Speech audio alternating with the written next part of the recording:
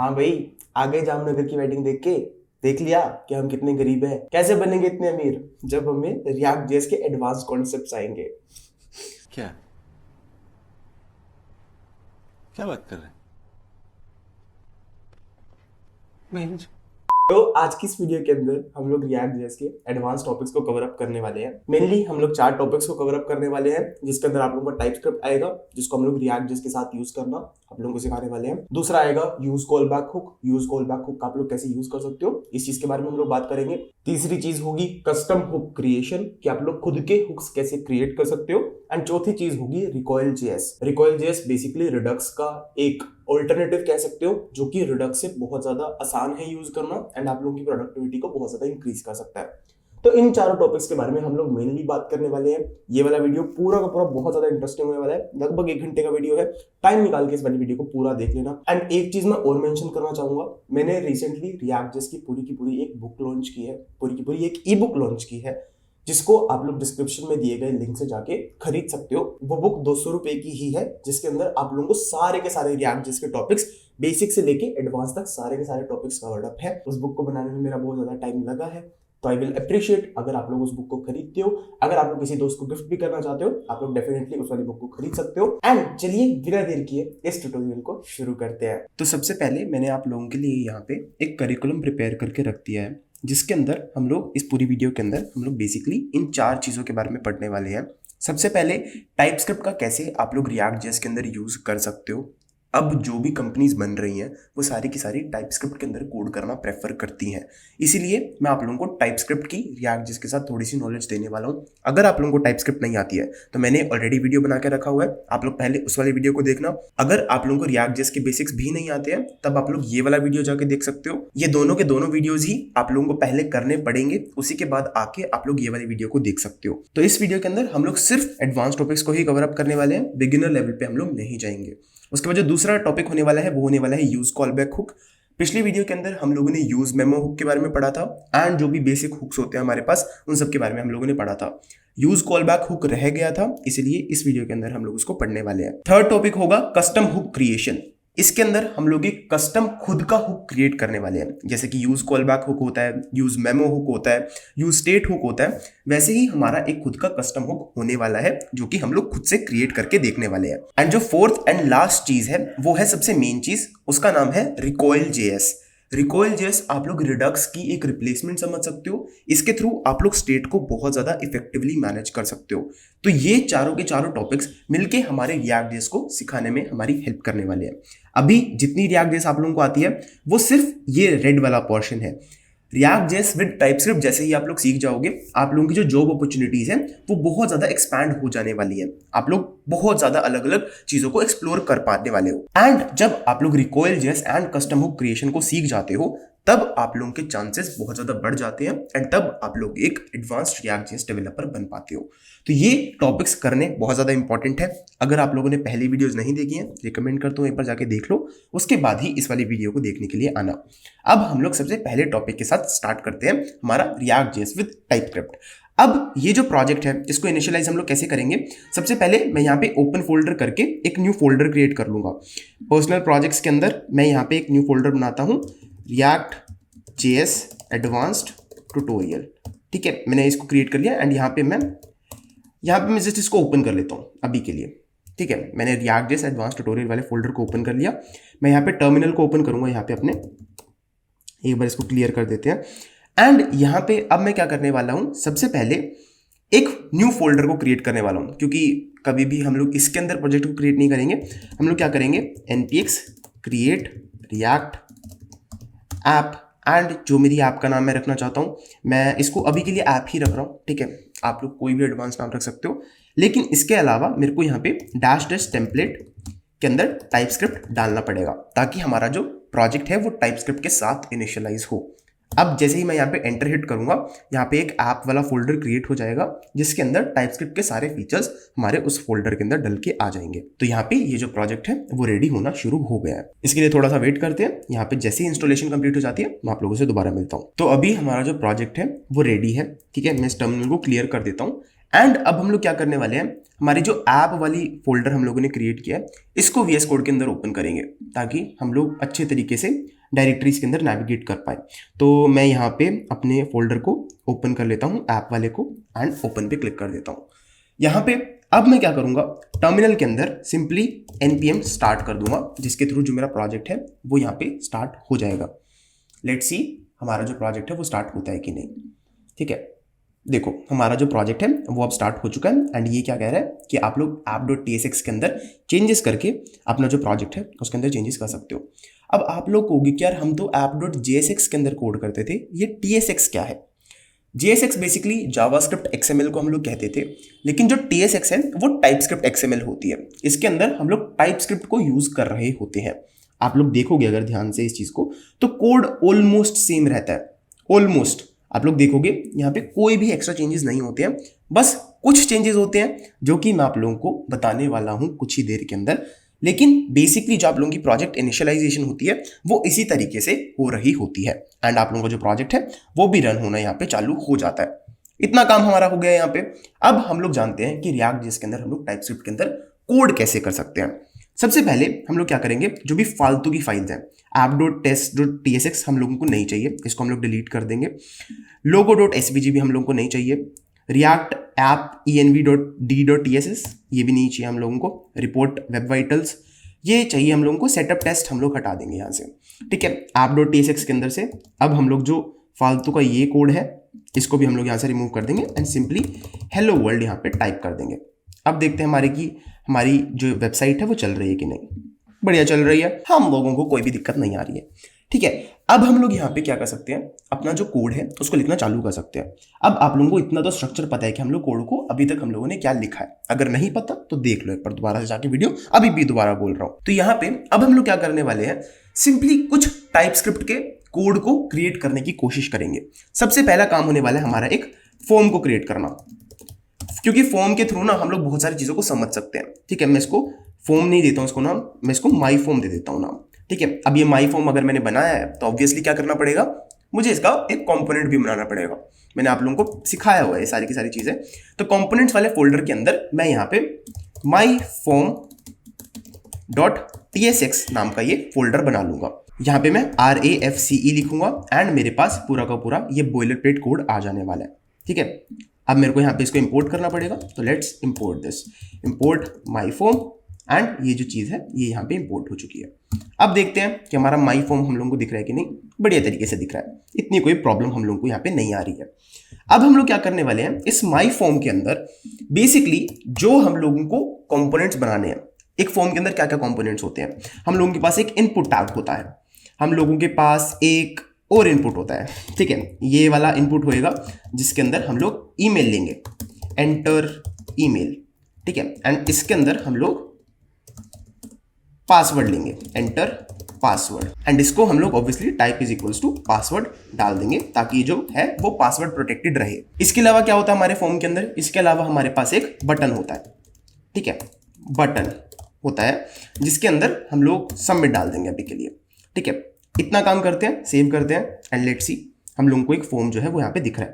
मैं इसको बड़ा कर देता हूँ ताकि आप लोगों को आसानी से दिख जाएगी। अब ये जो फॉर्म है इसके अंदर हम लोग कुछ चेंजेस करने वाले हैं। आप लोग इसको बहुत ज़्यादा अच्छे तरीके से सुधार सकते हो, इसके अंदर बहुत सारी चीज़ें कर सकते हो। मैं क्या करता हूँ, इसको अलग अलग डेस्कटॉप के ऊपर लेके चला जाता हूँ ताकि हम लोग इसको लेफ्ट राइट कर पाए। अब हम लोग यहाँ पे क्या करने वाले हैं, स्टेट्स के साथ खेलने वाले हैं। ठीक है, स्टेट्स आप लोगों को बनानी आती है। मैं यहाँ पे क्या करूँगा, 2 स्टेट वेरिएबल्स क्रिएट करूंगा। ठीक है, मैं यूज स्टेट जैसे यहाँ पे लिखूंगा ना, मेरे पास ना VS कोड हम लोगों को फीचर प्रोवाइड कर देता है डायरेक्टली इस यूज स्टेट का स्निपेट बनाने की। तो मैं यहाँ पे इसी का यूज करूंगा, ईमेल, एंड ईमेल की जो ब्लैंक वैल्यू है उसको मैं यहाँ पे ब्लैंक सेट कर दूंगा। एंड सिमिलरली मैं यहाँ पे सेम चीज पासवर्ड के लिए भी बना लूंगा, पासवर्ड एंड सेट पासवर्ड।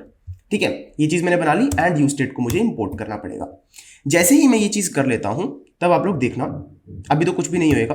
ठीक है, बट मैं चाहता हूं हमारे प्रोजेक्ट के अंदर एरर ना आए। तो ठीक है, अभी एरर नहीं आ रहा है, लेकिन अब हम लोग यहाँ पे क्या करेंगे ना, अब हम लोग यहाँ पे टाइपस्क्रिप्ट के कुछ फीचर्स का यूज करने वाले हैं।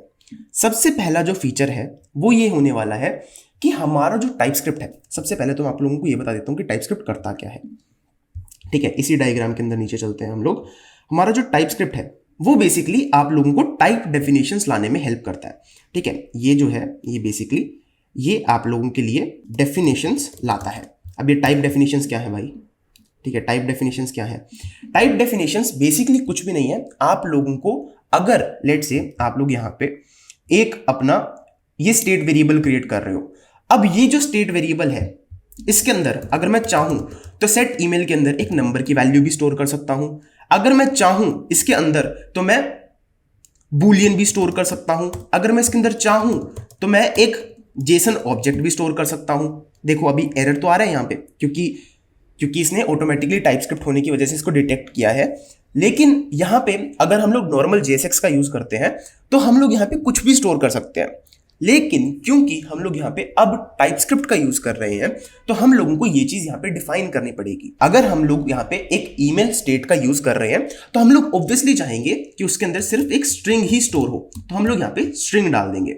अब जैसे ही हम लोग कोई भी अलग वैल्यू यहाँ पे एंटर करेंगे तो ये हम लोगों को यहाँ पे एरर यहीं पे शो कर देगा हमारे VS कोड के अंदर ही। हम लोगों को हमारी वेबसाइट के अंदर कोई भी एरर नहीं आएगा, लेकिन ये एरर हम लोगों को यहाँ पे ही शो कर देगा। अनटिल एंड अनलेस मैं इसके अंदर कोई भी स्ट्रिंग ना डालूं, ये मेरे को एरर शो करता रहेगा। देखो इन दोनों लाइंस के अंदर मेरे को एरर मिल रहा है, यहाँ पे मुझे कोई भी एरर नहीं मिल रहा है।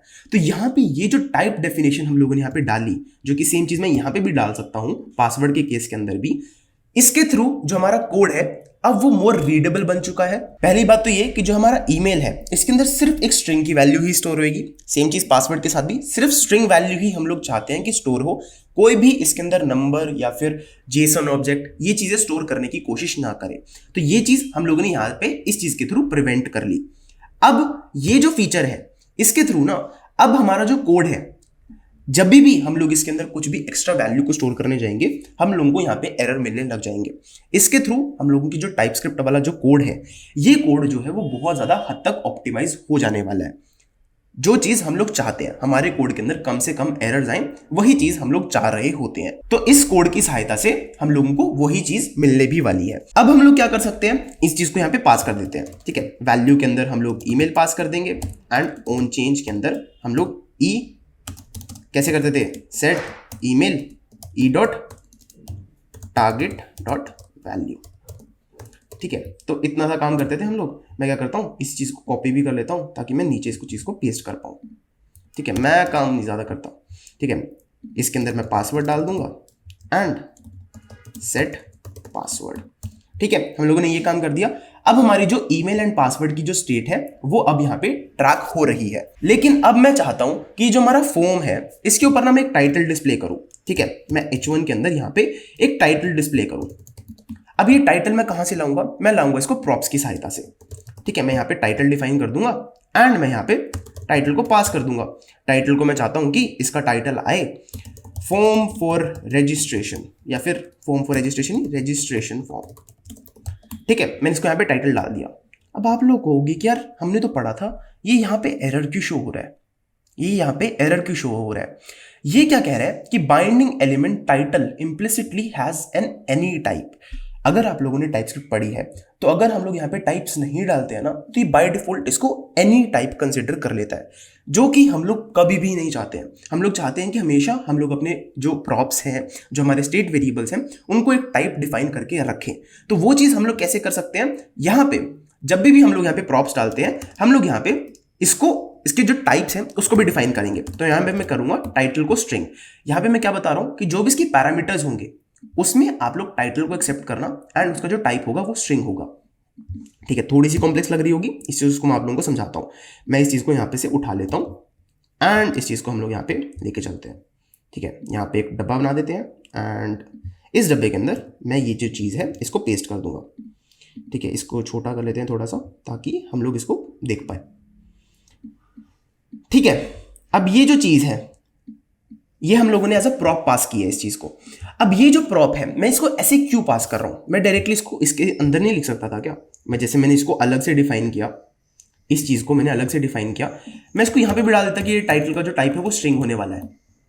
क्या ये चीज़ मैं नहीं कर सकता था? आप लोग बहुत सारे लोग कंफ्यूज होंगे ये चीज़ क्यों नहीं कर रहा है। ये चीज़ मैं इसलिए नहीं कर रहा क्योंकि जब भी हम लोग प्रॉप्स को पास करते हैं हम लोग एक ऑब्जेक्ट फॉर्म के अंदर पास करते हैं, डिस्ट्रक्चर करके पास करते हैं। अगर ये सिंपली प्रॉप्स होता तो मैं इसको यहाँ पे बोल सकता था कि ये एक स्ट्रिंग होने वाला है। तब मैं इसको बोल सकता था। लेकिन क्योंकि हम लोग एक ऑब्जेक्ट यहाँ पे पास कर रहे हैं, तो इस ऑब्जेक्ट के अंदर जो चीजें हैं वो मुझे यहाँ पे डिफाइन करनी पड़ेगी कि ये ऑब्जेक्ट के अंदर जो टाइप्स होने वाले हैं वो क्या क्या टाइप्स के होने वाले हैं।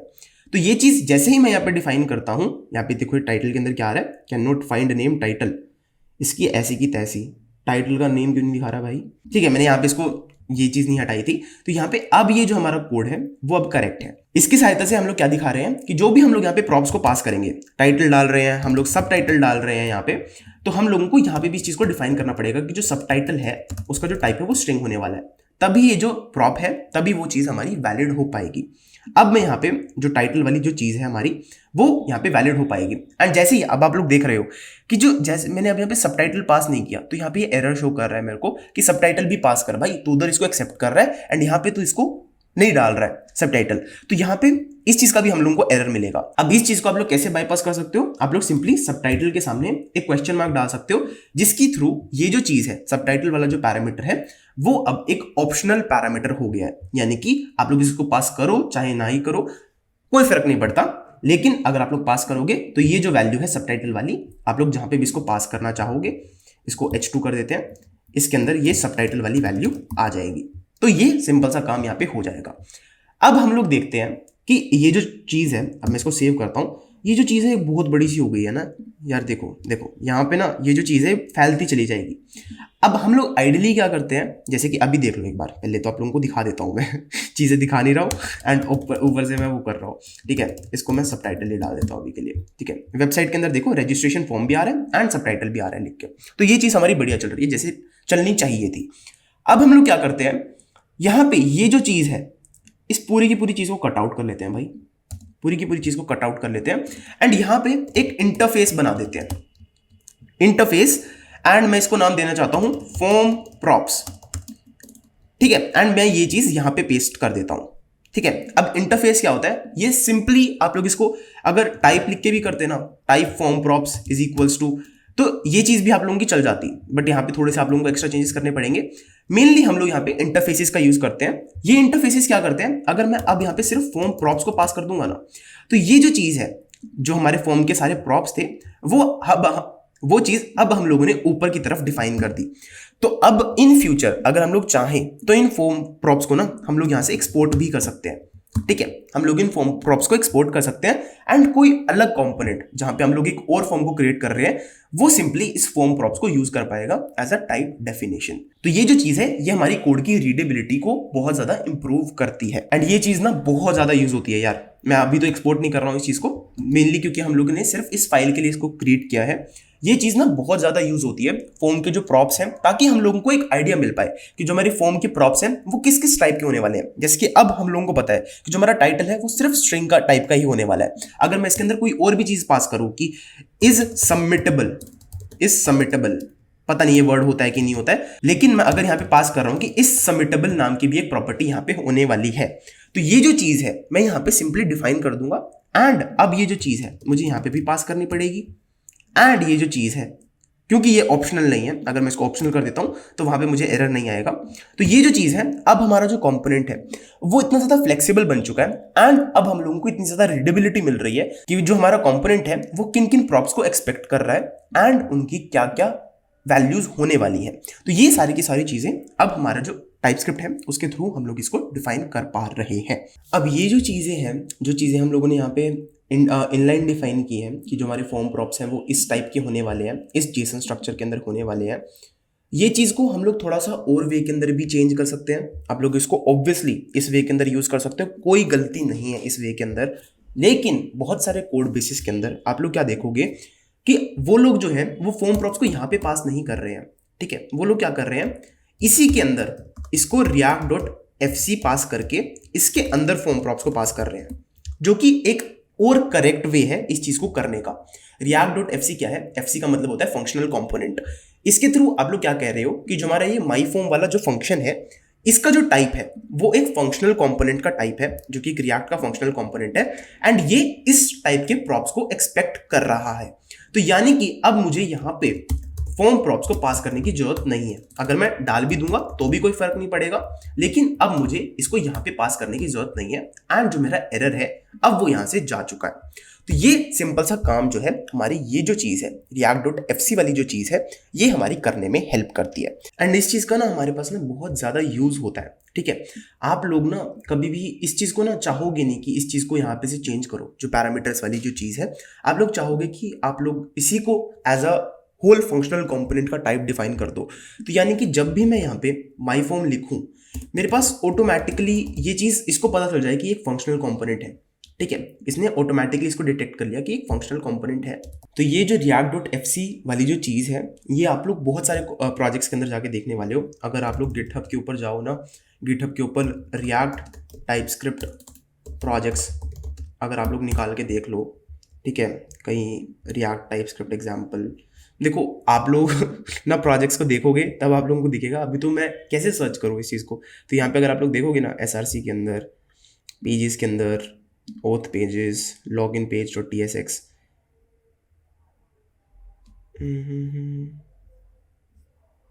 अगर आप लोग जाओगे यहाँ पे लेट्स से कंपोनेंट्स के अंदर एंड हेडर लेफ्ट मेन्यू, इन लोगों ने अच्छा कोड नहीं लिख रखा है भाई, इन लोगों ने ऐसी की तैसी घटिया कोड लिख रखा है इन लोगों ने। इन लोगों के कोड के थ्रू हम लोगों को इंस्पिरेशन नहीं लेनी है, इन लोगों के कोड के थ्रू हम लोगों को इंस्पिरेशन डेफिनेटली नहीं लेनी है। बहुत ख़राब कोड लिखा हुआ है टाइपस्क्रिप्ट का, ये इनके थ्रू इंस्पिरेशन नहीं लेनी है। आप लोगों को आइडियली जो मैं बताना चाह रहा था वो ये था कि आप लोगों को जब भी आप लोग प्रॉप्स को डिफाइन करो, यहाँ पे प्रॉप टाइप्स को इस तरीके से डिफाइन करने की कोशिश करो if you are using TypeScript, ठीक है। ये जो चीज़ है ये आप लोगों की कंपनी के अंदर ना वैसे ही आप लोगों के कोड को बहुत ज़्यादा इंप्रूव कर देगी एंड आप लोगों की वैल्यू को बहुत ज़्यादा इंप्रूव भी कर देगी। लाइक अगर आप लोगों का 1 लाख रुपए का पैकेज लग रहा होगा तो आप लोगों का 1,10,000 रुपये का पैकेज लग जाएगा, ये वो वाली चीज़ है। एंड सिमिलरली अगर मैं यहाँ पे ना, जैसे मैंने आप लोगों को इतना तो बताया कि टाइटल के अंदर हम लोग स्ट्रिंग, नंबर, बूलियन ये चीज़ें पास कर सकते हैं, हम लोग और भी चीज़ें डिफाइन कर सकते हैं। यहाँ पे लेट्स से हमारे पास कुछ डेटा है जो कि हम लोगों के पास यहाँ पे आना है, तो मैं डेटा के अंदर फर्स्ट नेम इसको ऐसे भी डिफाइन कर सकता हूँ, लास्ट नेम इसको स्ट्रिंग डाल दिया, तो इसको मैं ऐसे भी डिफाइन कर सकता हूँ, ये इसमें भी कोई इशू नहीं है। एंड ये जो डेटा है मैं इसको यहाँ पे एक्सेस कर लूँगा, ठीक है, डेटा आ गया यहाँ पे। एंड इस डेटा को मैं सिमिलरली यहाँ पे मैप भी कर सकता हूँ बहुत आसानी से। मैं इसको ऑप्शनल बना देता हूँ ताकि उसके अंदर मेरे पास एरर ना आए, ठीक है। ये जो चीज़ें हैं ये ऑप्शनल चीज़ें हैं जो कि आप लोग कभी भी इंप्लीमेंट करके देख सकते हो खुद के कोड बेस के अंदर, साथ साथ में कोड करने की कोशिश करो इन चीज़ों को, जिसके थ्रू आप लोगों की ही नॉलेज बढ़ेगी। एंड ये जो इंटरफेस वाली जो चीज़ है इस चीज़ को ना आप लोग थोड़ा सा और इसको वो कर सकते हो, क्या कहते हैं इसको, मॉड्यूलराइज कर सकते हो। इसको अगर आप लोग यहाँ से हटा दो ना, ठीक है, इस चीज़ को हम लोगों ने यहाँ से हटा दिया, मैं क्या करूँगा यहाँ पे कंपोनेंट्स के अंदर माई फॉर्म .types.ts का एक फाइल बना दूंगा जिसके अंदर मैं इस चीज़ को यहाँ पे पेस्ट कर सकता हूँ, ठीक है। मैं इसको यहाँ पे डाल दूंगा export interface form props and मैं डायरेक्टली इसको यहाँ पे एक्सेस कर पाऊंगा। मैं इस फॉर्म प्रॉप्स को यहाँ से इंपोर्ट कर लूंगा, जिसके थ्रू अब ये जो फॉर्म के टाइप्स जो हैं यहाँ पे, अभी तो मैंने यहाँ पे सिर्फ एक टाइप का यूज़ किया है, जो भी एक्स्ट्रा टाइप्स पे आएंगे, एक्सपोर्ट, इंटरफेस, इनपुट टाइप्स, जो भी सारे के सारे टाइप्स रहेंगे वो सारे के सारे जो फॉर्म से रिलेटेड जो भी टाइप्स हैं वो सारे के सारे मैं इसको .types.ts वाली फाइल के अंदर मैं इन चीज़ों को डिफाइन कर पाऊंगा बहुत ज़्यादा आसानी से। एंड जो मेरा कोड है वो और ज़्यादा मॉड्यूलराइज हो जाएगा, ठीक है। जो हाई क्वालिटी कोड बेसिस होते हैं ना उनके अंदर ये चीज़ें बहुत ज़्यादा कॉमन होती हैं। .types.ts वाली जो फाइल है वो लोग बना के रखते हैं, या फिर ना वो लोग क्या करते हैं, इस फाइल का जो नाम है ना उसको वो कर देते हैं .d.tss करके दे देते हैं इसको।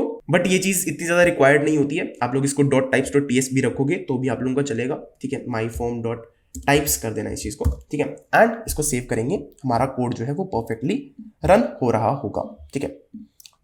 अब ये जो चीज़ है वो हमारी हो गई।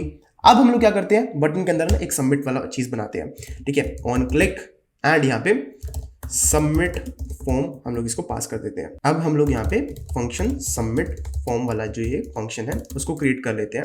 यहाँ पे हम लोग नॉर्मली सबसे पहले क्या करते हैं, event.prevent default, ठीक है, ये चीज़ हम लोग हमेशा करते हैं। एंड यहाँ पे हम लोग इवेंट को एक्सेप्ट करते हैं। अब ये जो इवेंट है इसका क्या टाइप होने वाला है, देखो ये तो कह रहा है कि इवेंट को इम्प्लिसिटली एनी टाइप मिल रहा है तो इसको चेंज करो फटाफट, ठीक है, वरना मैं एरर थ्रो करता रहूँगा। अब ये चीज़ जो है इसको मैं बाईपास करने के लिए यहाँ पे एनी टाइप कर सकता हूँ, जो कि एक आइडियल मतलब सबसे आसान अप्रोच होगी इस चीज़ को करने की, बट आइडियल अप्रोच नहीं होगी। आइडियल अप्रोच क्या होगी, चाहे तो आप लोग गूगल के ऊपर सर्च कर सकते हो या फिर आप लोग रिएक्ट के अंदर जाके यहाँ पे इस चीज को फाइंड आउट करने की कोशिश कर सकते हो। इजीएस्ट अप्रोच यही है कि आप लोग गूगल के ऊपर सर्च करके इसका जो टाइप है उसको निकाल लो। एक बार निकाल लोगे उसके बाद आप लोगों को याद हो जाने वाला है। जैसे कि मुझे पता है यहाँ पे रिएक्ट डॉट फॉर्म इवेंट जैसे ही हम लोग यहाँ पे करेंगे, क्योंकि रिएक्ट के अंदर एक प्रॉपर्टी होती है फॉर्म इवेंट करके। अगर आप लोग यहाँ पे जाओगे ना, यहाँ पे भी आप लोगों को दिख जाने वाली है फॉर्म इवेंट। अगर आप लोग यहाँ पे सर्च करोगे तो ये जो फॉर्म इवेंट है ना, ये भी एक नॉर्मल इंटरफेस ही है। देखो अगर मैं आप लोगों को दिखाता हूँ यहाँ पे फॉर्म इवेंट सर्च करना, ये भी एक नॉर्मल इंटरफेस ही है। यहाँ पे जैसे कि आप लोग देख सकते हो इसने एक इंटरफेस को क्रिएट किया हुआ है जो कि क्या कर रहा है, सिंथेटिक इवेंट को एक्सटेंड कर रहा है, जो कि बहुत ज्यादा कॉम्प्लेक्सिटी के अंदर हो जाएगी वो चीज जिसके अंदर मैं नहीं जाना चाहता हूँ। इतना समझ लो बस कि ये जो है ये एक फॉर्म इवेंट करके एक इंटरफेस होता है जिसके अंदर आप लोग अगर इसको ऐसे भी पास कर दोगे तो भी कोई इशू नहीं रहने वाला है कि ये एक रिएक्ट का फॉर्म इवेंट है। लेकिन यहाँ पे अगर आप लोग अब प्रिवेंट डिफॉल्ट लिखोगे तो अब आप लोगों के पास प्रिवेंट डिफॉल्ट बाय डिफॉल्ट वो आ रहा है लिख के कि आप लोग इसको प्रिवेंट डिफॉल्ट वाली प्रॉपर्टी को यूज कर सकते हो। अब अगर आप लोग इसके ऊपर इवेंट के ऊपर डॉट फॉर ईच या ऐसी कुछ चीज रन करने की कोशिश करोगे, वो चीज पॉसिबल नहीं हो पाएगी, क्योंकि अब ये जो चीज है ये टाइप बाइंडेड है। अगर मैं इस चीज को यहाँ पे एनी कर देता तो यहाँ पे मैं फॉर ईच भी रन कर सकता था, ठीक है। यहाँ पे फॉर ईच के अंदर भी कोई एरर नहीं आता, बेसिकली यहाँ पे कुछ भी हो सकता था। लेकिन अब क्योंकि मैंने इसको बाइंड कर दिया है फॉर्म इवेंट के अंदर, तो ये जो है सिर्फ फॉर्म इवेंट की चीजें ही मेरे को यहाँ पे करने के लिए देगा। लेकिन फॉर्म इवेंट के अंदर भी ना मैं कुछ एक स्पेसिफिक चीज को ही कस्टमाइज करना चाहता हूँ, जो कि है HTML फॉर्म एलिमेंट। अब ये चीज मुझे कैसे पता चली, मैंने भी गूगल सर्च ही किया, आप लोग भी गूगल सर्च के थ्रू इस चीज को निकालने वाले हो, ठीक है। तो इसके थ्रू ना अब हमारा जो इवेंट है, अब हम लोगों को पता है कि हमारा जो इवेंट है उसको वो कहाँ से आ रहा है। हमारा जो इवेंट है वो बेसिकली इन चीजों को यूज कर रहा है। अगर मैं इसके ऊपर कंट्रोल क्लिक करूंगा तो मुझे पता चल जाने वाला है कि अच्छा ये HTML फॉर्म एलिमेंट जो है वो यहाँ से आ रहा है एंड ये क्या क्या चीज़ें एक्सेप्ट करता है। HTML फॉर्म एलिमेंट के अंदर आप लोग बहुत सारी चीज़ों को पास कर सकते हो, एनकोडिंग मेथड, बहुत सारी चीज़ें होती हैं। ये कॉम्प्लेक्स चीज़ें होती हैं बहुत ज़्यादा, आप लोगों को इतना जानने की जरूरत नहीं है, कोई कंपनी नहीं पूछने वाली है इन चीज़ों के बारे में। जस्ट अगर आप लोगों को इतना पता है कि आप लोग कैसे टाइप्स को पास कर सकते हो, वही चीज़ आप लोगों के लिए इनफ रहने वाली है। एंड इसके अलावा मैं यहाँ पे जो भी समथिंग मेरे को यहाँ पे करना है वो सारी की सारी चीज़ें मैं यहाँ पे कर सकता हूँ। इसके बाद जो भी मुझे करना है, ऑब्वियसली मैं यहाँ पे और भी पैरामीटर्स को एक्सेप्ट कर सकता हूँ, वो चीज़ मैं अभी करने नहीं वाला हूँ। इसके लिए मैंने पिछली वीडियो के अंदर आप लोगों को बहुत सारी चीज़ें बता दी थी, ठीक है। अब ये ऑन क्लिक के अंदर मेरे को क्या एरर दे रहा है कि ऑन क्लिक का जो टाइप है वो void is not assignable to type mouse event handler HTML button element, यानी कि हम लोगों ने एक गलत टाइप पास कर दिया है यहाँ पे, ठीक है। मैंने गूगल सर्च किया था, गूगल सर्च ने मेरे को धोखा दिया, ऑफ कोर्स देता ही देता है। तो यहाँ पे अब मैं यहाँ पे अगर मैं इसको यहाँ पे एनी पास कर दूँ, ठीक है, मैं यहाँ पे इसको एनी पास कर दिया तो ये जो एरर है वो यहाँ से चला गया, ठीक है। मैं ये जो चीज़ है ना इसको ऐसे का ऐसा भी छोड़ सकता हूँ, ठीक है। मैंने इसको यहाँ पे रिएक्ट डॉट फॉर्म इवेंट के अंदर एनी पास कर दिया। इवन इफ अगर मैं यहाँ पे इवेंट डॉट प्रिवेंट डिफॉल्ट करूंगा, मेरे पास वो वैल्यू आ रही है एंड फिर भी मैं यहाँ पे फॉर ईच वगैरह रन नहीं कर सकता, ठीक है। मैं इसको यहाँ पे इतना भी छोड़ सकता हूँ, लेकिन क्योंकि हम लोग एक अच्छे डेवलपर हैं, कहीं पे भी एनी लिखना प्रेफर नहीं करते हैं, इस चीज़ के लिए हम लोग क्या करेंगे, एक गूगल सर्च करेंगे, ठीक है, जिसके थ्रू हमारा जो कोड है वो एक अच्छे स्ट्रक्चर्ड वे के अंदर मैनेज हो पाए, ठीक है। तो मैं यहाँ पे क्या करूँगा, क्योंकि मैं यहाँ पे ऑन क्लिक का यूज कर रहा हूं तो मुझे पता चल गया कि यहाँ पे ना मैंने जो यहाँ पे वो डाला था ना HTML फॉर्म एलिमेंट, ये जो चीज है ये वर्क नहीं करेगी यहाँ पे, क्योंकि HTML फॉर्म एलिमेंट जो है वो टचेबल प्रॉपर्टीज को हैंडल नहीं करता है। तो इसके लिए मुझे यहाँ पे क्या करना पड़ेगा, मैं यहाँ पे कंट्रोल स्पेस दबाता हूँ एंड यहाँ पे मेरे को बहुत सारी प्रॉपर्टीज दिख जाने वाली है। चाहे तो मैं यहाँ से देख लूँ कि यहाँ पे यार ये चीज़ मेरे को दिख जाएगी, कहीं पे गलती से क्लिक क्लुक करके कुछ दिख जाए, मुझे नहीं दिख रहा है जो कि चीज़ मुझे। तो अब ये जो फॉर्म इवेंट है, क्योंकि अब ये जो ऑन क्लिक जो है थोड़ा सा कॉम्प्लेक्स वे में मैं जा रहा हूँ, प्लीज़ थोड़ा सा बियर कर लो। यहाँ पे ये जो ऑन क्लिक जो है ये क्या है, देखो अभी अगर मैं इसको एक फॉर्म टैग के अंदर रैप कर देता हूँ, ठीक है, अगर मैं इसको एक फॉर्म टैग के अंदर रैप कर देता हूँ एंड इस बटन के अंदर प्रोवाइड करने की बजाय इस चीज़ को मैं इसको सिर्फ इनपुट टाइप इक्वल्स सबमिट दे देता, ठीक है, इतना काम भी मैं कर देता एंड लेट्स से इसको सबमिट भी पास कर देते हैं हम लोग यहाँ पे। एंड अगर मैं अब यहाँ पे HTML फॉर्म एलिमेंट पास करता ना, कोई इशू नहीं आना था, कोई भी लिटरली। यहाँ पे मैंने वो तो पास किया नहीं, ऑन सबमिट के अंदर अगर मैं यहाँ पे सबमिट फॉर्म पास करता तो मेरे पास कोई इशू नहीं आना था, क्योंकि ये जो है ये एक फॉर्म इवेंट है, ठीक है। ऑन सबमिट जो है वो एक फॉर्म इवेंट है। अब क्योंकि हम लोगों ने यहाँ पे ऑन सबमिट का यूज किया, अगर आप लोग ऑन सबमिट के ऊपर कंट्रोल क्लिक करोगे ना तो आप लोग यहाँ पे चले जाओगे, यहाँ पे क्या दिखा रहा है, फॉर्म इवेंट हैंडलर का ये यूज कर रहा है। अब फॉर्म इवेंट हैंडलर क्या है, इसके ऊपर भी कंट्रोल क्लिक करते हैं भाई। फॉर्म इवेंट हैंडलर के अंदर ना अब ये फॉर्म इवेंट का यूज कर रहा है, तो अब हम लोगों को पता चल गया कि यहाँ पे ये फॉर्म इवेंट का हम लोगों को यहाँ पे यूज करना पड़ेगा, ठीक है। तो यहाँ पे हम लोगों ने as it is form event का यूज किया। अब जैसे ही मैं यहाँ पे फॉर्म इवेंट के ऊपर कंट्रोल क्लिक करता हूं, अब ये जो फॉर्म इवेंट है ये एक एलिमेंट को एक्सपेक्ट कर रहा है, ठीक है। अब ये एलिमेंट क्या है भाई, एलिमेंट के अंदर जाते हैं, ठीक है। मैं आप लोगों को ना डिग डाउन करना सिखा रहा हूं कि कैसे आप लोग डायरेक्टली चेकआउट कर सकते हो कि ये जो चीजें हैं वो कैसे वर्कआउट कर रही हैं, ठीक है। अब ये जो एलिमेंट है मैं इसको सर्च करने की कोशिश करता हूँ, ये तो बहुत सारे सर्चेस आ गए भाई, मेरे को यहाँ पे नहीं जाना था। मैं यहाँ पे अगर मैं एलिमेंट के ऊपर कंट्रोल क्लिक करूं तो यहाँ पे लेट्स गो हियर, ठीक है। एलिमेंट के अंदर अगर मैं अब यहाँ पे देखूं, ये जो एलिमेंट है अब यहाँ पे हम लोगों को दिख रहा है कि जो हमारा HTML फॉर्म एलिमेंट है ना इधर ही कहीं होगा, ठीक है।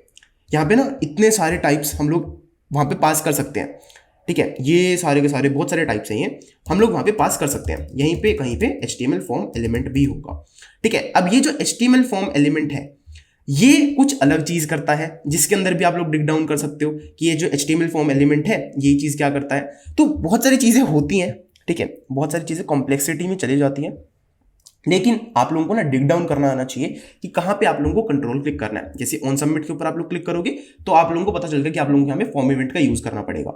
लेकिन अगर मैं यहाँ पे हमारा जो वो था पहले वाला जो कोड था, यहाँ पे अगर मैं एक बटन लगा दूं, यहाँ पे अगर मैं एक बटन लगा दूं जिसके अंदर मैं सबमिट यहाँ पे लिख रहा हूँ, इस चीज़ को मैं अभी के लिए यहाँ पे वो कर देता हूँ, टाइप सबमिट को हटा देते हैं। एंड इसके अंदर अगर मैं ये चीज़ पास करूँ ऑन क्लिक के अंदर सबमिट फॉर्म, तो यहाँ पे मेरे पास एरर आ रहा है। अब ये क्यों आ रहा है, क्योंकि ये जो चीज़ है अब ये एक फॉर्म इवेंट नहीं है। अगर मैं ऑन क्लिक के ऊपर कंट्रोल क्लिक करूंगा ना तो यहाँ पे आप लोग देखोगे कि ये एक माउस इवेंट हैंडलर है, तो यानी कि मुझे यहाँ पे फॉर्म इवेंट की बजाय एक माउस इवेंट हैंडलर का यूज करना पड़ेगा। अब ये जो माउस इवेंट हैंडलर है ये जो है ये एक अलग प्रॉपर्टी को एक्सपेक्ट करेगा, इतने हम लोग इसको एनी कर देते हैं। अब क्योंकि ये एक फॉर्म इवेंट नहीं है, अब इसके लिए मैं यहाँ पे क्या करूंगा, ऑन क्लिक के ऊपर क्लिक करूंगा एंड यहाँ पे अब मुझे पता चलेगा कि अच्छा ये माउस इवेंट हैंडलर का यूज कर रहा है। माउस इवेंट हैंडलर के अंदर जाते हैं, हमें पता चलेगा कि यहाँ पे अब ये जो चीज़ है ये एक माउस इवेंट है, ठीक है। तो यहाँ पे मैं डायरेक्टली react.mouse इवेंट का यूज करूंगा, ठीक है, माउस इवेंट का। एंड यहाँ पे अगर मैं चाहूँ तो अब यहाँ पे एनी भी पास कर सकता हूँ, ठीक है। अब मुझे पता है कि यहाँ पे एक माउस इवेंट को मैं यहाँ पे हैंडल कर रहा हूँ तो कोई फर्क नहीं पड़ने वाला है यहाँ पे, ठीक है। बट माउस इवेंट के अंदर भी ये क्या चीज़ का यूज कर रहा है उस चीज़ को भी हम लोगों को फिगर आउट तो हम लोगों को ही करना है ना भाई, ठीक है। तो माउस इवेंट के अंदर जाते हैं भाई। मेरे को लग रहा है कि मैं ना बहुत ज़्यादा कॉम्प्लेक्सिटी में जा रहा हूँ, मैं तुम लोगों को सिखा दूंगा, तुम लोगों को समझ में नहीं आएगा, फिर मेरे को गालियाँ सुनने को मिलेंगी, बट मैं फिर भी ट्राई कर रहा हूँ। तुम लोग स्किप कर सकते हो यार इस पोर्शन को, ठीक है। अगर किसी को समझ में नहीं आ रहा है स्किप कर सकते हो इस चीज़ को डेफिनेटली, बट सीखोगे तो तुम्हारे लिए बेटर रहने वाला है ये चीज़, ठीक है। माउस इवेंट के अंदर जाते हैं। माउस इवेंट के अंदर अब बहुत सारी चीज़ें हैं, ठीक है। अब ये भी एक एलिमेंट को एक्सपेक्ट कर रहा है यहाँ पे। अब ये जो एलिमेंट है, एलिमेंट्स के अंदर जाते हैं।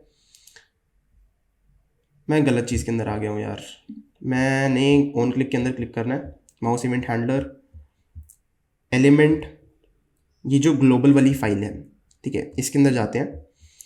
एंड यहाँ पे बहुत सारे इवेंट्स हैं, ठीक है। अब मुझे कैसे पता चलेगा कि यार मेरे को कौन सा इवेंट चाहिए, मैं यहाँ पे ना माउस करके कुछ सर्च करता हूँ, माउस इवेंट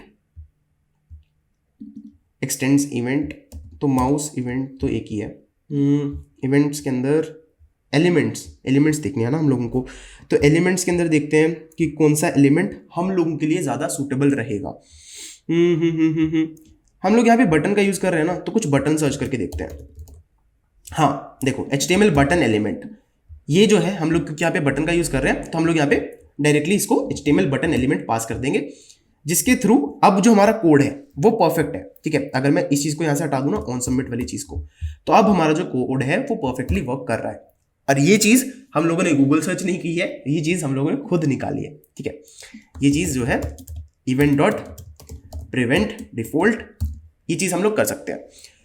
अब ये जो चीज़ है, ये चीज़ मैंने आप लोगों को क्यों दिखाई, ये जो रिएक्ट डॉट माउस इवेंट वाली जो चीज़ है बहुत ज़्यादा कॉम्प्लेक्स चीज़ है, ये चीज़ मैंने आप लोगों को क्यों दिखाई, इसके थ्रू ना अब आप लोग ना बहुत सारे रिएक्ट जेएस के जो डेवलपर्स हैं उनसे डिफरेंशिएट कर चुके हो। अब आप लोगों को पता है कि कैसे आप लोगों को डिग डाउन करना है रिएक्ट जेएस की लाइब्रेरीज के अंदर। आप लोगों ने ना ये जो कोड पढ़ा है ना, ये रिएक्ट जेएस वालों ने लिखा है, फेसबुक वालों का कोड है ये। अगर आप लोग इस कोड को समझने की क्षमता रखते हो ना, तब आप लोग कोई भी कोड को समझ सकते हो, ठीक है। एंड इस कोड को समझ के ही हम लोगों ने ये जो रिएक्ट डॉट माउस इवेंट की जो चीजें हैं इनको निकाला है। तो ये चीज जो है वो बहुत ज्यादा इंपॉर्टेंट चीज है हमारे लिए। अब ये जो चीज है सिमिलरली अब आप लोगों को पता चल गया कि अब हम लोगों ने यहाँ पे ऑन क्लिक का यूज किया है, ऑन क्लिक करेंगे तो अब हम लोगों को यहाँ पे एक माउस इवेंट को हैंडल करना पड़ेगा। अगर हम लोग यहाँ पे ऑन सबमिट करेंगे एंड यहाँ पे सबमिट फॉर्म को पास करेंगे तो अब हम लोगों को यहाँ पे फॉर्म इवेंट को हैंडल करना पड़ेगा। मैं चाहता हूं कि मैं दोनों चीजें यहाँ पे करूं, मैं बटन के थ्रू भी सबमिट करूं एंड फॉर्म के थ्रू भी सबमिट करूं।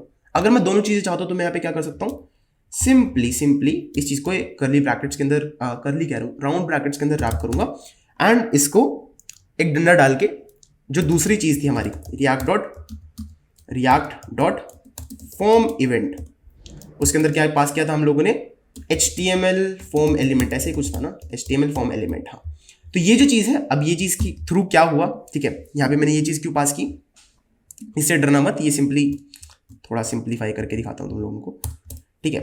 तो यहाँ पे हम लोगों ने ये चीज़ की है इवेंट के अंदर ना। अब हम लोग क्या कह रहे हैं कि ये जो इवेंट है वो चाहे तो एक माउस इवेंट भी हो सकता है, यानी कि ऑन क्लिक भी हो सकता है, या फिर ये एक ऑन सबमिट भी हो सकता है, दोनों चीजें हो सकती हैं। तो हम लोग यहाँ पे दोनों टाइप्स को यहाँ पे पास कर रहे हैं। इसको हम लोग क्या कहते हैं, इसको हम लोग कहते हैं यूनियन, ठीक है, इसको हम लोग यूनियन कहते हैं, जिसके अंदर हम लोग मल्टीपल टाइप्स को पास कर सकते हैं। यहाँ पे जैसे कि अगर हम लोग ये भी कर रहे हैं ना, टाइटल एंड सब टाइटल, अगर मैं फॉर्म प्रॉप्स के अंदर जाऊँ यहाँ पे तो मैं टाइटल को कह सकता हूँ कि ये टाइटल चाहे तो स्ट्रिंग हो सकता है चाहे नल भी हो सकता है, ठीक है। मेरे को दोनों ऑप्शंस देने हैं कि ये चाहे तो टाइटल स्ट्रिंग भी हो चाहे ये टाइटल नल हो, चाहे ये टाइटल बुलियन हो चाहे ये टाइटल स्ट्रिंग हो, मैं दोनों चीज़ों को यहाँ पे डालना चाहता हूँ। तो ये जो चीज़ है ये चीज़ मैं आसानी से यहाँ पे कस्टमाइज कर सकता हूँ टाइपस्क्रिप्ट की सहायता से, ठीक है। मैंने इसको सेव किया, इसने बाय डिफॉल्ट यहाँ पे एक डंडा लगाया है, इसका मतलब सेम ही है, इसका मतलब सेम ही है, ये जस्ट इसको नेक्स्ट लाइन के अंदर शिफ्ट करने के लिए डंडा लगा रहा है, इससे आप लोगों को डरना नहीं है, ठीक है। ये जो चीज़ है नॉर्मल कोड है, बिल्कुल भी नहीं डरना है। तो यहाँ पे हम लोगों ने मेनली जो रिएक्ट विद टाइपस्क्रिप्ट है उसकी एसेंस समझ ली है एंड कैसे आप लोग टाइपस्क्रिप्ट का यूज कर सकते हो रिएक्ट जिसके साथ, उस चीज के बारे में हम लोगों ने जान लिया है। ये चीजें अगर आप लोगों को पता है ना, आप लोग बहुत ज्यादा आगे जाने वाले हो यार अपने करियर के अंदर, आप लोग बहुत ज्यादा इफेक्टिव कोड को लिखने वाले हो। आगे से जब भी एक रिएक्ट जेएस का प्रोजेक्ट बनाओ, कोशिश करो कि वो जो चीज है आप लोग टाइपस्क्रिप्ट के अंदर कोड करो, क्योंकि जो टाइपस्क्रिप्ट का कोड होता है ना वो बहुत ज्यादा रीडेबल होता है, जिसके थ्रू आप लोगों की जॉब अपॉर्चुनिटीज जो है वो बहुत ज्यादा खुल जाती है। अगर आप लोग कंपनी को बताओगे ना कि आप लोग टाइपस्क्रिप्ट के अंदर कोड करते हो, वो कंपनी ना हमेशा आपको लुकअप करेगी कि यार ये बंदा जो है, अगर कोई जावास्क्रिप्ट वाला बंदा है एंड कोई टाइपस्क्रिप्ट वाला बंदा है, कंपनी हमेशा टाइपस्क्रिप्ट वाले बंदे को प्रेफर करेगी। ये चीज परम सत्य है, ठीक है। तो अब हम लोगों को टाइपस्क्रिप्ट पता चल चुकी है, ठीक है, ये जो चीज है हमारी डन हो गई है जी, ठीक है, ये जो चीज हमारी डन हो चुकी है। उसके बाद हमारा है use call back hook. Use call back hook basically कुछ भी नहीं है यार, हम लोगों ने मेमो के बारे में पढ़ा था। यूज कॉल बैक हुक भी ना सिंपली जस्ट आप लोग ना कोई भी एक एक्सपेंसिव कैलकुलेशन कर रहे हो तो उसी को जस्ट करने का एक तरीका है, लाइक तरीका नहीं कहूंगा उसको, वो जो चीज है वो बार बार ना हो उस चीज को प्रिवेंट करने का तरीका है। अब ना यार ये जो यूज कॉल बैक हुक जो है ना, इसको समझाना बहुत औखा काम है, ठीक है। ये बेसिकली क्या करता है ना, आप लोगों को मैं लिख के बता देता हूँ। ये क्या करता है, आप लोग जो भी फंक्शन बना रहे हो, if you are making a function and you want to memorize the value of that function of that return, क्या बोलते हैं, and you want to memorize the returned value, तब आप लोग एक कॉल बैक फंक्शन का यूज करते हो, कॉल बैक फंक्शन का यूज करते हो। मतलब क्या हुआ कि अगर मैं कॉल बैक फंक्शन का तभी यूज करूंगा जब यूज कॉल बैक का मैं तभी यूज करूंगा, लेट्स से मैं यहाँ पे एक फंक्शन बनाता हूँ एक्सपेंसिव कैलकुलेशन करके, फंक्शन कौन सा फंक्शन क्यों लिख रहा हूँ मैं, एक्सपेंसिव कैलकुलेशन, एंड यहाँ पे मैं इस चीज को पास कर देता हूँ एंड यहाँ पे मैं एक फॉर लूप चलाता हूँ, ठीक है। For let i is equals to 0, i less than 3 4 5 6 7 8 8 0 and i plus plus, and if i is equals to इसको ग्रेटर देन इक्वल्स टू कर देते हैं ताकि हमारे पास ये भी वैल्यू एक्सेसिबल रहे। If i is equals to this console dot log hello world. ठीक है, ये एक बेसिक सा फंक्शन है एक्सपेंसिव कैलकुलेशन। अगर मैं ऑन क्लिक के अंदर एक्सपेंसिव कैलकुलेशन डाल देता हूँ तो हमारा जो ये फंक्शन है वो रन करेगा। ठीक है, मैं यहाँ पे इसको रीलोड कर लेते हैं एंड यहाँ पे इसको इंस्पेक्ट करते हैं। कंसोल के अंदर जाते हैं, सबमिट के ऊपर क्लिक करूँगा, हेलो वर्ल्ड आ रहा है। मैं क्या करता हूँ, एक जीरो और बढ़ा देता हूँ ताकि इसके लिए थोड़ा सा तो मुश्किल रहे इस चीज़ को परफॉर्म करना। सबमिट करते हैं and it's taking time and ये चीज़ को रिटर्न कर रहा है। लेकिन अब ये एक एक्सपेंसिव कैलकुलेशन है जो मैं यहाँ पे कर रहा हूँ। मैं क्या कर सकता हूँ, क्योंकि इसका जो रिजल्ट है वो ऑलमोस्ट सेम टाइम पे मतलब सेम ही रहता है इसका जो रिजल्ट है। इसके लिए मैं क्या कर सकता हूँ, मैं पहली बात तो इसको मैं रिटर्न करूँगा। ठीक है, जो एक्सपेंसिव कैलकुलेशन है ना, रिटर्न आई। ठीक है, मैं रिटर्न आई करूँगा। पहले तो मैं इसको रिटर्न करना चाहूँगा एंड इसको एक्सपेंसिव कैलकुलेशन के अंदर ये ऑटोमेटिकली स्टोर भी हो जाएगा। बट मैं अब यहाँ पे क्या करूँगा, यूज कॉलबैक की सहायता से इस पूरी चीज़ को इसको अंदर रैप कर दूंगा एंड एक एम्प्टी डिपेंडेंसी एरे यहाँ पे पास कर दूंगा। एक यूज कॉल बैक हुक का ना आप लोगों को वो दिखा देता हूँ स्निपेट।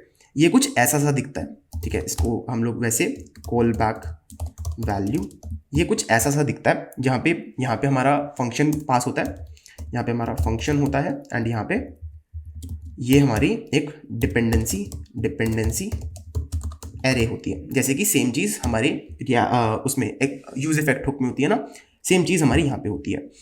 तो ये जो कॉल बैक वैल्यू है इसके अंदर हमारी ये जो वैल्यू है वो स्टोर हो जाएगी। अब अगर मैं इस एक्सपेंसिव कैलकुलेशन को दोबारा परफॉर्म करता हूँ ना, एक बार तो ये परफॉर्म करेगा इस चीज़ को।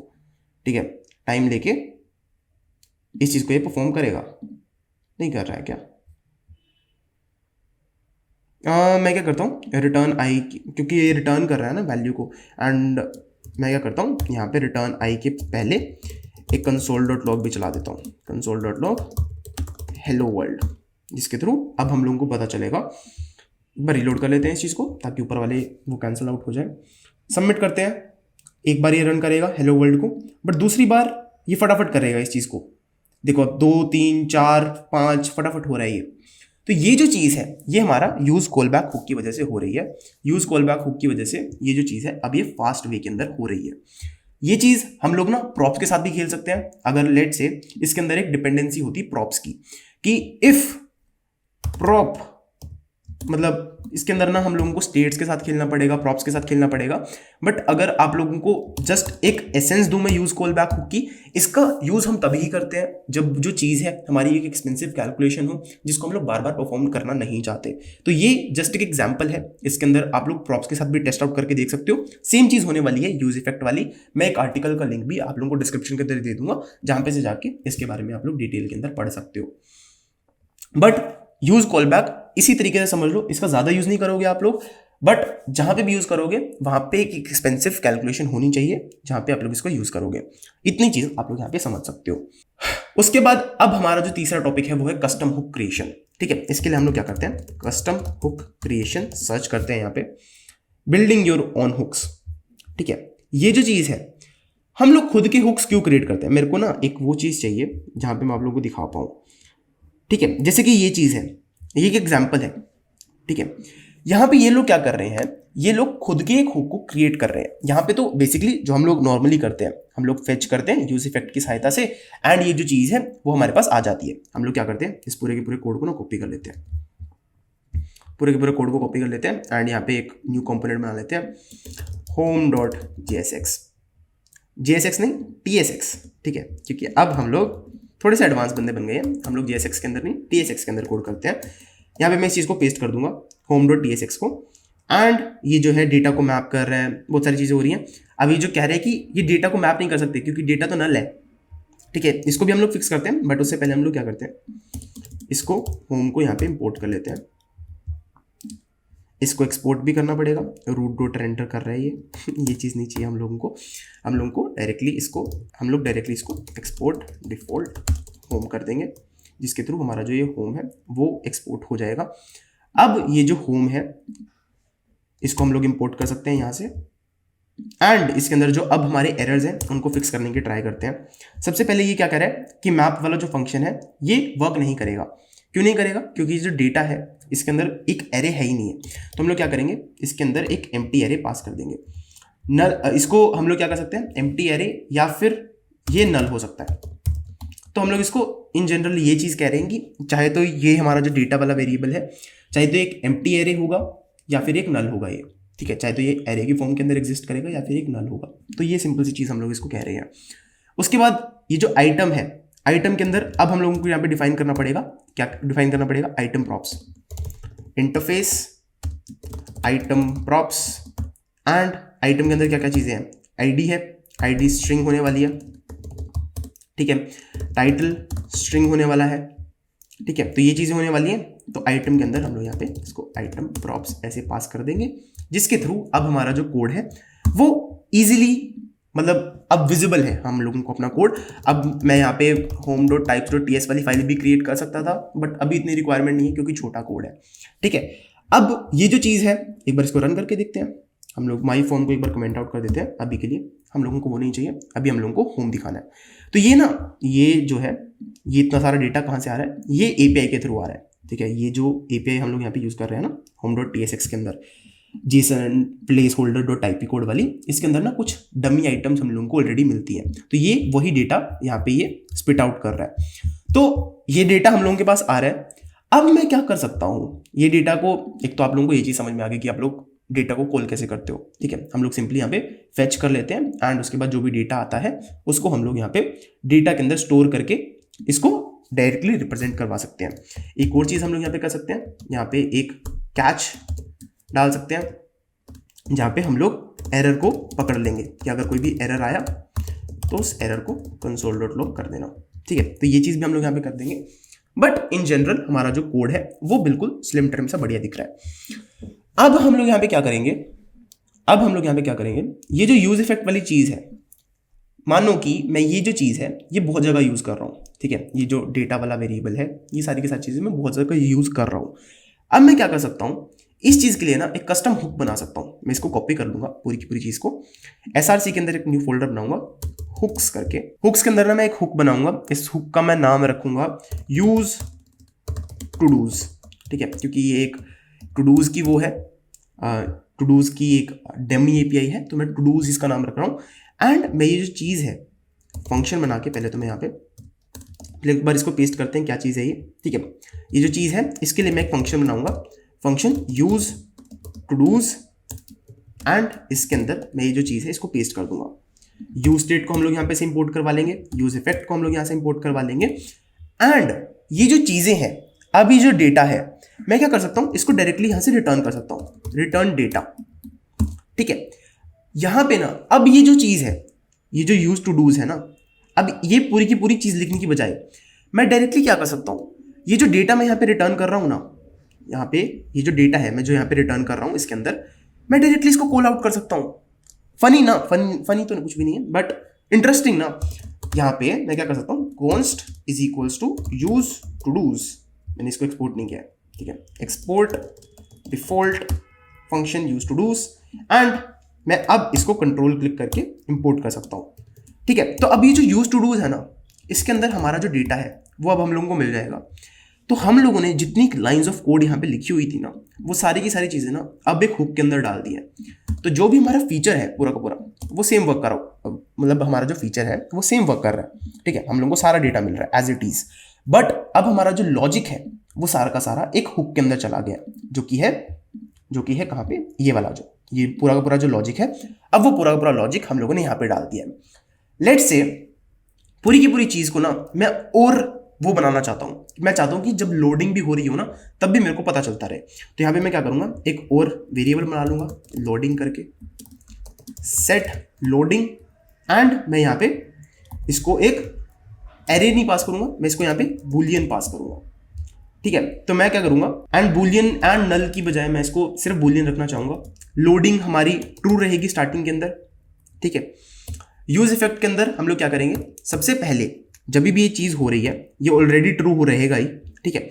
बट जैसे ही हम लोग फाइनल स्टेज पे जाएं, डॉट फाइनली डॉट फाइनली हम लोग क्या कर सकते हैं, ये फाइनली करके भी चीज़ होती है हमारे पास फेच के अंदर ही, जिसके अंदर हम लोग सबसे लास्ट एक्शन कि जब ये सारी की सारी चीज़ें हो जाए एंड आप लोगों को कोई भी एरर ना आए, तब हम लोग चाहते हैं कि हमारा जो चीज़ है, जो हमारी जो सेट लोडिंग है, उसको ये फॉल्स कर दे। बेसिकली हम लोग यहाँ पे इसको क्या बता रहे हैं कि हमारा जो चीज़ है, हम लोग लोडिंग को ट्रैक कर रहे हैं इसके थ्रू, कि जैसे ही हमारी जो चीज़ है वो रेंडर होनी शुरू हो जाए तो यहाँ पे लोडिंग ट्रू रहेगी, यानी कि वो चीज़ लोड हो रही है, लेकिन जैसे ही हमारे पास डेटा अवेलेबल हो जाए लोडिंग को फॉल्स कर दो। ये सिंपल सी चीज़ हम लोग इसको बता रहे हैं एंड डेटा के साथ साथ हम लोग लोडिंग को भी यहाँ से पास कर सकते हैं। अब ये जो चीज़ है लोडिंग हमारे पास यहाँ पे एक्सेसिबल रहेगी एंड इस लोडिंग को ना हम लोग यूज़ कर सकते हैं। लेट्स से अगर यहाँ पे डेटा है तो यहाँ अभी तो हमारी जो कंडीशन है वो कुछ ऐसी सी दिख रही है कि हम लोग डेटा को यहाँ पे मैप करवा रहे हैं, बट हम लोग इसको अपडेट कर सकते हैं थोड़ा सा इस तरीके से कि जो डेटा एंड वाली कंडीशन है ना, इसको हटा के इफ इज लोडिंग, तो मैं चाहता हूँ कि कुछ ऐसा सा दिखे लोडिंग करके, ठीक है। बट अगर लोडिंग नहीं हो रही, इज लोडिंग क्यों कहा है मैंने इसको, लोडिंग, ठीक है। अगर ये लोडिंग हो रही है तब तो ये चीज़ शो करे, बट अगर ये लोडिंग नहीं हो रही है तब ये जो डेटा है वो हम लोगों को यहाँ पे शो करवा दे। ये सिंपल सी चीज़ मैं इसको बता रहा हूँ। अब ये चीज़ क्या कह रही है कि डेटा इज पॉसिबली नल, यानी कि डेटा नल भी हो सकता है। उसको चेकआउट करने के लिए हम लोग क्या करेंगे, तो इस चीज़ को चेकआउट करने के लिए हम लोग क्या करेंगे यार, सिंपली एक कंडीशन लगा देंगे डेटा एंड, ठीक है, जिसके थ्रू हमारा ये वाला जो प्रॉब्लम है वो सोल्व आउट हो जाएगा। इसके थ्रू अब ना अगर आप लोग अपनी वेबसाइट के ऊपर जाओ, यहाँ पे लोकल होस्ट 3000 के ऊपर कॉल करो, तो यहाँ पे देखोगे कि बीच में लोडिंग लिखा हुआ आ रहा है। सबसे पहले जितने ये लोडिंग हो रही है उतनी ही लोडिंग लिखा हुआ आ रहा है। तो ये जो चीज़ है ये हमारे हुक की सहायता से हो पा रही है। हम लोगों ने पूरे की पूरी फंक्शनैलिटी जो है वो एक हुक के अंदर डाल दिया है एंड ये जो हुक है ये हमारी हेल्प कर रहा है इस चीज़ को इम्प्लीमेंट आउट करने में। हम लोग ऐसे ही लॉजिक को बहुत ज़्यादा वेज के अंदर सेपरेट आउट करते हैं। बहुत सारी कंपनीज के अंदर हुक्स आज भी यूज़ नहीं हो रहे हैं, लेकिन अगर आप लोगों को पता है कि कैसे आप लोग कंपनी की प्रोसेसेस को इम्प्रूव कर सकते हो, आप लोगों के लिए ये चीज एक एडवांटेज रहने वाली है। तो हमारा जो हुक्स वाला टॉपिक है वो यहाँ पे कवर अप हो चुका है एंड अब हमारा जो फाइनल टॉपिक है वो है रिकॉयल जेएस, ठीक है। इसको ना हम लोग देख लेते हैं। इसकी डॉक्यूमेंटेशन, रिकॉयल जेएस के कोर कॉन्सेप्ट्स आप लोगों को मिल जाएंगे यहाँ पे से, ठीक है। इंस्टॉलेशन पे जाते हैं। सबसे पहले तो हम लोगों को इंस्टॉल करना है npm इंस्टॉल रिकॉयल करके ये चीज़ इंस्टॉल हो जाएगी। तो हम लोग सिंपली अपने टर्मिनल के अंदर जाएंगे, इसको क्लोज कर देते हैं, क्लियर कर देते हैं एंड इसको पेस्ट करके एंटर इट कर देंगे, ठीक है। हमारी जो रिकॉयल वाली लाइब्रेरी है वो यहाँ पे इंस्टॉल हो जाएगी। रिकॉयल ना बेसिकली आप लोग यहाँ पे पढ़ोगे भी, ठीक है, पढ़वाता भी हो तुम लोगों को। गेटिंग स्टार्टेड के अंदर जाते हैं, core concepts. Recoil let's you create a data flow graph that flows from atoms through selectors and down into your react components. Just इसको इस तरीके से समझ सकते हो कि ये जो पूरी की पूरी चीज़ है, आप लोग रिडक्स के अंदर क्या करते थे, एक्शंस को क्रिएट करते थे, आप लोग रिड्यूसर्स को क्रिएट करते थे, अलग अलग फाइल्स बनानी पड़ती थी। वो सारी की सारी चीज़ें रिकॉयल जेएस के अंदर नहीं होने वाली हैं। आप लोग डायरेक्टली एटम्स को क्रिएट करोगे एंड उन एटम्स को आप लोग डायरेक्टली यूज स्टेट जैसे वेरिएबल्स को आप लोग यूज़ करते थे ना, सिमिलरली आप लोग उन वेरिएबल्स को यहाँ पे यूज़ भी कर पाओगे। सबसे पहले हम लोग गेटिंग स्टार्टेड के अंदर जाते हैं। गेटिंग स्टार्टेड के अंदर यहाँ पे इंस्टॉल हम लोगों ने कर लिया है। अब ये कुछ सेटअप वाले स्टेप्स हैं जो कि हम लोगों को फॉलो करने पड़ेंगे। एज इट इज फॉलो करेंगे हम लोग इनको। ये क्या कह रहा है कि रिकॉयल रूट को आप लोगों को ऐप वाले फोल्डर के अंदर app.tsx के अंदर डालना पड़ेगा। तो app.tsx के अंदर जाते हैं। इस पूरी की पूरी चीज़ को यहाँ पे पहले सबसे पहले हम लोग यहाँ पे इंपोर्ट करते हैं। उसके बाद हम लोग आएंगे यहाँ पे रिकॉयल रूट को भी यहाँ से उठा लेंगे and simply simply simply simply इस पूरी की पूरी चीज़ को रिकॉयल रूट के अंदर रैप अराउंड कर देंगे, जिसके थ्रू अब जो ये रिकॉयल रूट है, जैसे कि हम लोग प्रोवाइडर बनाते थे ना, ये पूरी की पूरी चीज़ की एक्सेस रिकॉयल रूट को अब मिल चुकी है, ठीक है। अब रिकॉयल रूट जो है एज अ पेरेंट कंपोनेंट हमारे लिए काम करने वाला है। तो ये चीज़ हमारे लिए सही हो गई है। अब हम लोग क्या कर सकते हैं, ये जो एटम्स हैं इनको क्रिएट करना शुरू कर सकते हैं। An atom represent a piece of state. Atom ना बेसिकली, कहाँ गया मेरा डायग्राम, ठीक है। एटम क्या है आप लोगों का, एटम आप लोगों का एक पीस ऑफ स्टेट है। यानी कि जैसे कि आप लोगों का होता था ना रिएक्ट जेएस के अंदर, आप लोग यूज स्टेट का यूज़ करते थे, यूज स्टेट हुक का यूज़ करते थे ना फॉर क्रिएटिंग स्टेट्स, ठीक है। बट वो जो चीज़ थी यूज स्टेट के अंदर आप लोग जो करते थे, वो चीज़ आप लोगों को सिर्फ उसी रिएक्ट फाइल के अंदर एक्सेसिबल होती थी। बट अब जैसे ही आप लोग एटम्स का क्रिएट करोगे ना, एटम्स को क्रिएट करोगे, ये जो चीज़ है ये ग्लोबली आप लोगों के पास एक्सेसिबल हो जाएगी। जो सेम चीज आप लोगों को रिडक्स करके देता था वही सेम चीज अब आप लोग सिंपलर वे में कर पाओगे। तो ये जो चीज़ है हमारी एटम्स करने में हेल्प करते हैं। ठीक है, तो ये recoil.js वाली जो लाइब्रेरी है इसने ये हम लोगों को एक बेसिक सा पीस ऑफ कोड देके रखा हुआ है। तो हम लोग इसको यहाँ से उठा लेंगे एंड हमारा जो home.tsx है इसके अंदर इसको पेस्ट कर देंगे। एटम को हम लोग यहाँ से इंपोर्ट कर लेंगे recoil के अंदर से। ठीक है, यहाँ से इंपोर्ट हो गया एंड इसके अंदर ना दो चीज़ें हम लोगों को पास करनी है। सबसे पहली है हमारी की। ठीक है, की क्या है? एक यूनिक आईडी है। ठीक है, जो भी आप लोग चेंज करना चाहते हो ना, जैसे कि मैं यहाँ पे चाहता हूँ कि मैं अपना एक इनपुट फॉर्म वैल्यू स्टोर करूँ मैं यहाँ पे, तो यहाँ पे लेट से मैं नेम को चेंज करना चाहता हूँ, तो मैं यहाँ पे नेम स्टेट इसको कर दूंगा एंड की को मैं नेम कर दूंगा। ठीक है, डिफॉल्ट वैल्यू मैं नेम की ब्लैंक ही चाहता हूँ। ठीक है, डिफॉल्ट बाय डिफॉल्ट इसके अंदर कुछ भी ना आए। तो ये हमारा एक एटम क्रिएट हो गया। अब ये जो एटम है, ये जो पूरा का पूरा एटम हम लोगों ने बनाया है, ये एटम को मैं डायरेक्टली चेंज कर सकता हूँ। ठीक है, ये जो हम लोगों ने एटम बनाया है ना, इसको हम लोग चेंज भी कर सकते हैं। इसके अंदर हम लोग वैल्यू को ऐड ऑन वगैरह भी कर सकते हैं। ठीक है, ये जो हम लोगों ने अभी नेम स्टेट बनाई है ना, हम लोग क्या कर सकते हैं, similarly name and set name करके वेरिएबल्स बना सकते हैं एंड यूज रिकॉइल स्टेट को इंपोर्ट कर लेंगे। यूज स्टेट को नहीं, यूज रिकॉइल स्टेट को, एंड इसके अंदर ये जो नेम स्टेट है इसको पास कर देंगे।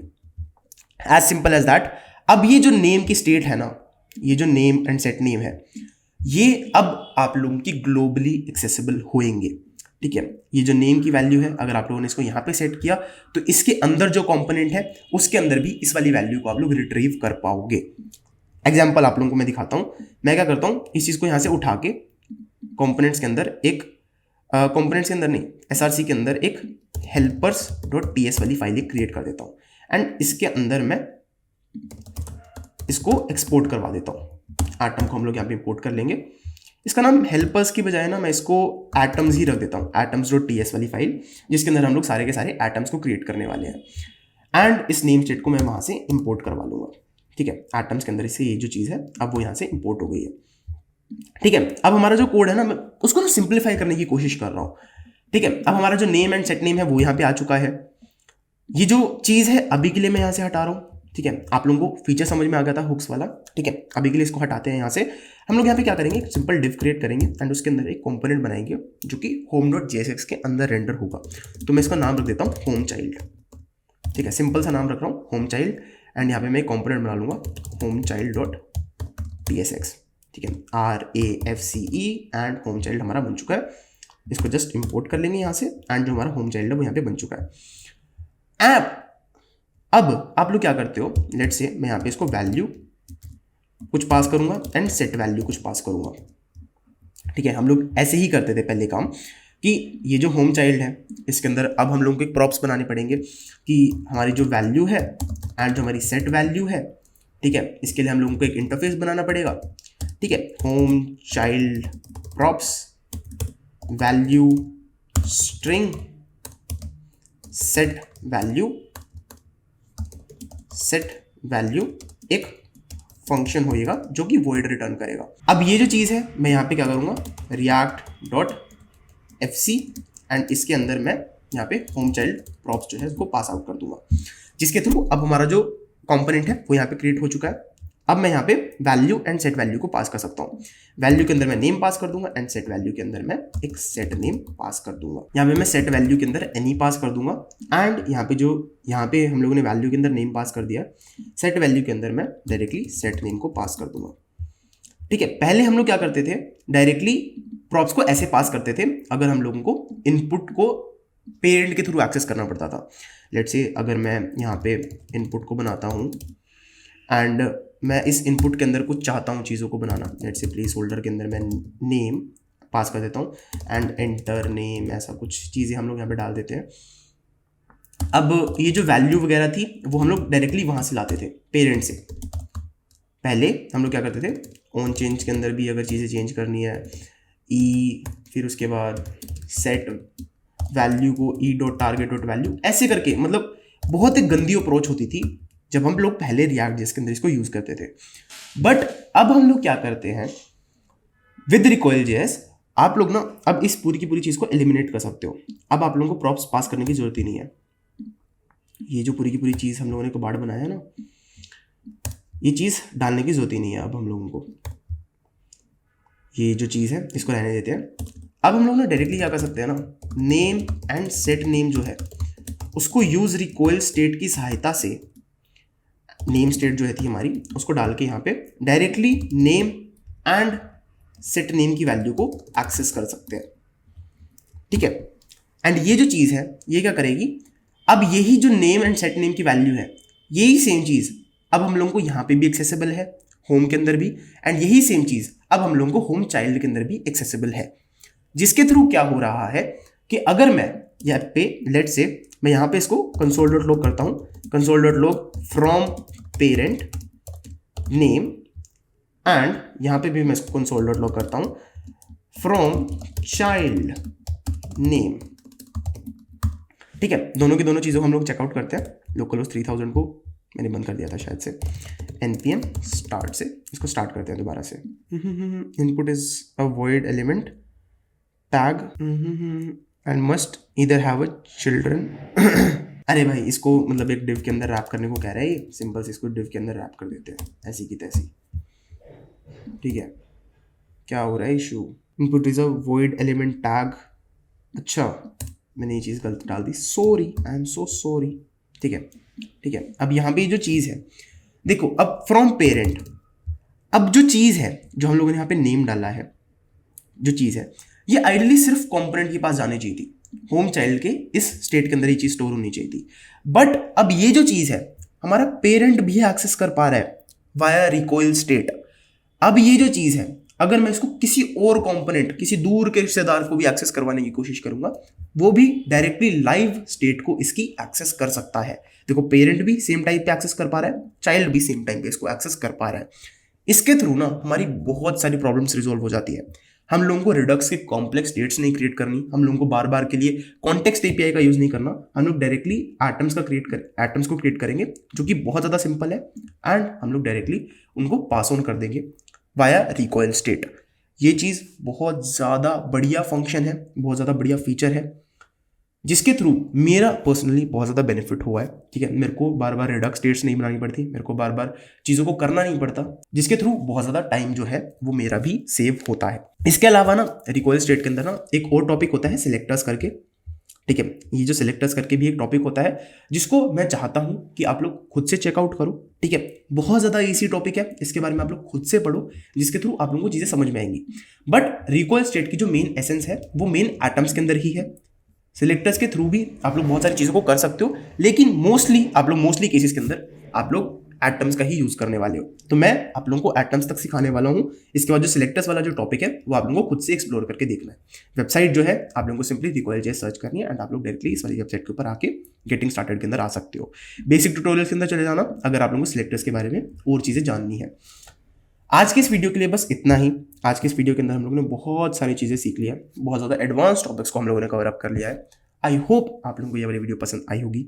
बुक का जो लिंक है वो डिस्क्रिप्शन में मैंने दे दिया है। आप लोग प्लीज़, अगर आप लोग चाहते हो रिएक्ट.js को अच्छे तरीके से पढ़ना, आप लोग वहाँ से जाके उस बुक को खरीद सकते हो। ये जो सारे के सारे टॉपिक्स हैं जो कि मैंने आप लोगों को बताए हैं, वो सारे के सारे टॉपिक्स उस बुक के अंदर कवर्ड हैं।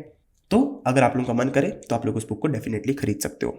आज की इस वीडियो के लिए बस इतना ही। मैं आप लोगों को नेक्स्ट वीडियो में, तब तक के लिए बाय बाय।